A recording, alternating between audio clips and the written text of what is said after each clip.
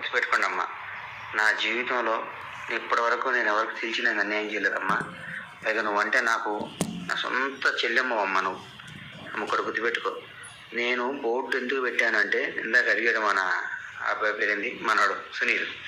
Night పూట ఆడు ఈడు వచ్చి అది పిచ్చి పిచ్చిగా చేస్తుంటే ఊరికే నైట్ తగిలిచ్చానమ్మ. ఒకటి గుర్తుపెట్టుకోమ్మా, నా ప్రాణం పోయినా నేను తప్పు చేయను. ఈ ఇల్లు నీది, నీ ఇంట్లో నేను కిరాయికుంటున్నా.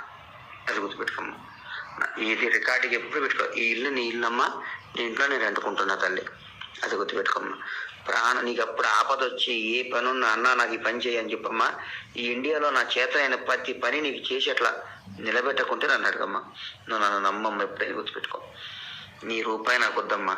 నువ్వు ఆడదాని పైసలు నేను తీసుకుంటే నేను నాశనం అయిపోతా. ఒకటి గుర్తుపెట్టుకో.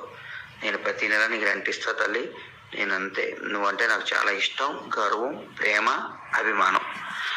బై గాడ్, నా పిల్లల సాక్షి చెప్తున్నాను, అంటే నాకు గౌరవం, ప్రేమ, అభిమానం. Madam obviously